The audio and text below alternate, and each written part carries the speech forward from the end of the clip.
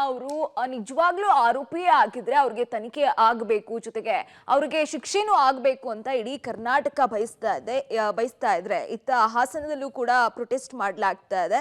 ಪ್ರಜ್ವಲ್ ರೇವಣ್ಣ ಬಂಧನ, pen drive ಹಂಚಿದವರ ವಿರುದ್ಧವೂ ಕೂಡ ಕ್ರಮವನ್ನ ತೆಗೆದುಕೊಳ್ಬೇಕು ಅಂತ ಹಾಸನ ನಗರದಲ್ಲಿ ಬೃಹತ್ ಹೋರಾಟ ನಡೆಯುತ್ತೆ. 113 ಸಂಘಟನೆಗಳು ಭಾಗಿಯಾಗಿ ರಾಜ್ಯ ಮಟ್ಟದ ಹೋರಾಟವನ್ನ ನಡೆಸ್ತಾ ಇವೆ. ಬೆಳಿಗ್ಗೆ 11 ಗಂಟೆಗೆ ಮಹಾರಾಜ ಪಾರ್ಕ್ ನಿಂದ ಮೆರವಣಿಗೆ ಆರಂಭ ಆಗ್ತಾ ಇದ್ದು, ಎನ್ಆರ್ ವೃತ್ತದಲ್ಲಿ ಮಾನವ ಸರಪಳಿಯನ್ನ ನಿರ್ಮಿಸಿ ಕೆಲ ಕಾಲ ವಾಹನಗಳನ್ನ ತಡೆದು ಪ್ರತಿಭಟನೆಯನ್ನ ಹಾಸನದಲ್ಲಿ ಮಾಡಲಾಗ್ತಾ ಇದೆ. ಇನ್ನು ಮುನ್ನೆಚ್ಚರಿಕಾ ಕ್ರಮವಾಗಿ ನಗರಾದ್ಯಂತ ಬಿಗಿ ಪೊಲೀಸ್ ಬಂದೋಬಸ್ತ್ ಅನ್ನ ಕೂಡ ಇತ್ತ ಪೊಲೀಸ್ ಅಧಿಕಾರಿಗಳು ಏರ್ಪಡಿಸ್ತಾ ಇರುವಂತದ್ದು. ರಾಜ್ಯದಲ್ಲಿ ರೌಡಿ ಶೀಟರ್ಗಳ ಅಟ್ಟಹಾಸ ಜೋರಾಗ್ತಾ ಇದೆಯಾ ಅನ್ನೋ ಪ್ರಶ್ನೆ, ಇದಕ್ಕೆ ಸಂಬಂಧಪಟ್ಟಂತೆ ಒಂದು ಬ್ರೇಕಿಂಗ್ ನ್ಯೂಸ್ ಇದೆ, ನೋಡ್ತಾ ಹೋಗೋಣ.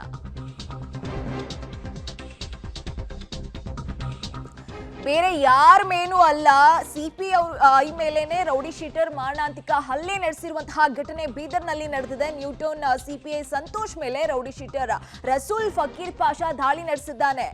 ಬಿಮ್ಸ್ ವೈದ್ಯರೊಂದಿಗೆ ಗಲಾಟೆ, ಕಳ್ತನ, ಬೆದರಿಕೆ ಕೇಸ್ನಲ್ಲಿ ಆತನನ್ನ ಅರೆಸ್ಟ್ ಮಾಡಲಾಗಿತ್ತು.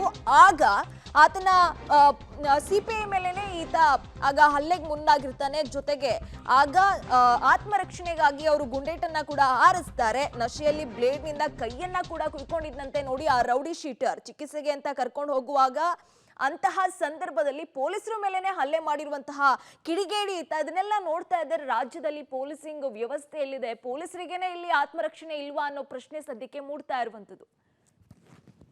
ಬೀದರ್ ಜಿಲ್ಲೆಯ ನ್ಯೂಟೌನ್ ಪೊಲೀಸ್ ಠಾಣೆಯ ಇನ್ಸ್ಪೆಕ್ಟರ್ ಆದಂಥ ಸಂತೋಷ್ ತಟ್ಟೆಪಲ್ಲಿ ಅವರಿಗೆ ಏನಂದರೆ ಗಸ್ಟ್ನಲ್ಲಿದ್ದಾಗ ಇಲ್ಲಿ ಬಂದಿರ್ತಾರೆ.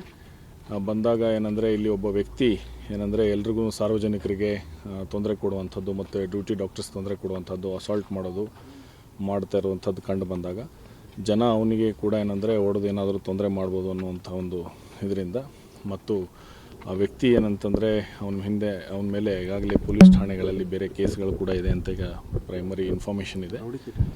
ಅದು ನಾನು ಡೀಟೇಲ್ಸ್ ಎಲ್ಲ ತೊಗೊಂಡು ಹೇಳ್ತೀನಿ ನಂತರ.